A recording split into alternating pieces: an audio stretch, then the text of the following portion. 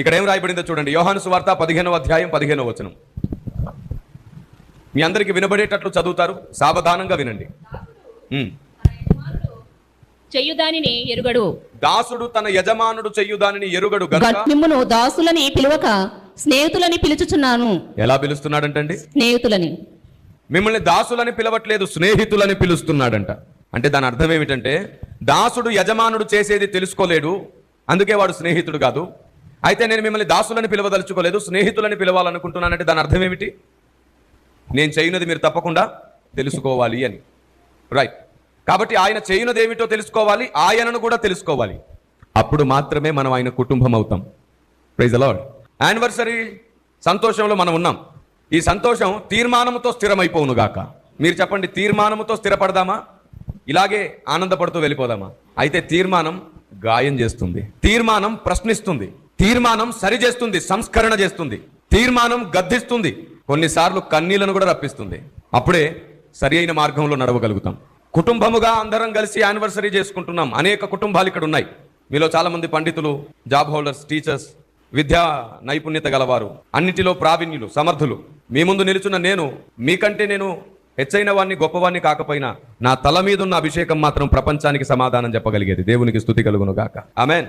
మనుషుడు గొప్పవాడు కాదు, కానీ మనుషుణ్ణి వాడుకుంటున్న దేవుడు గొప్పవాడు. ఆమేన్. లేఖనం చెబుతున్న సత్యాన్ని మనం స్పష్టంగా తెలుసుకున్నప్పుడు మాత్రమే మనం ఆయనకు సాటి అయిన సహాయం అవుతాం. ఆయనను గూర్చిన జ్ఞానం మనకు లేదనుకోండి, మనం ఆయనకు సాటి అయిన సహాయం కాలేం.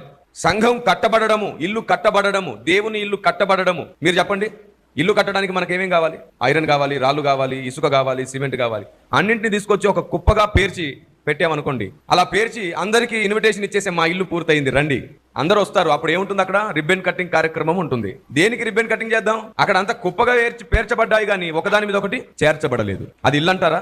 అన్నారు. కాబట్టి సంఘం అంతా అంటే అందరం కలిసి కూడుకుంటే సంఘం కాదు, దేవుని ఆలోచనతో కట్టబడితే సంఘం అవుతాం, దేవుని ఇల్లు అవుతాం. దేవునికి మహిమ కలుగును గాక.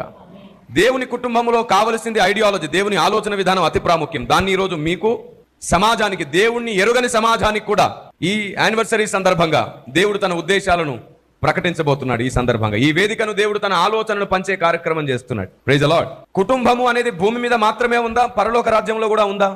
ఎఫెసీ పత్రిక చూడండి, మీరందరూ ఎఫెసీ పత్రిక 3వ అధ్యాయము 14వ వచనం చూడండి. ఈ హేతువు చేత పరలోకమునందును భూమి మీదను ఉన్న ప్రతి కుటుంబము ఏ తండ్రి ఎక్కడ ఉన్న కుటుంబం అంటండి? భూమి మీదను పరలోకమందును, పరలోకమందును భూమి మీదను అంట. దేవునికి మహిమ కలుగును గాక. ఇప్పుడు చెప్పండి, కుటుంబాలు ఎక్కడ కూడా ఉన్నాయి? భూమి మొదట ఉన్నదా, పరలోకం మొదట ఉన్నదా? పరలోకమే మొదట. అక్కడ ఆల్రెడీ కుటుంబాలు ఉన్నాయి. కానీ దేవుడు మరలా మనల్ని ఎందుకు చేసుకోవాల్సి వచ్చింది?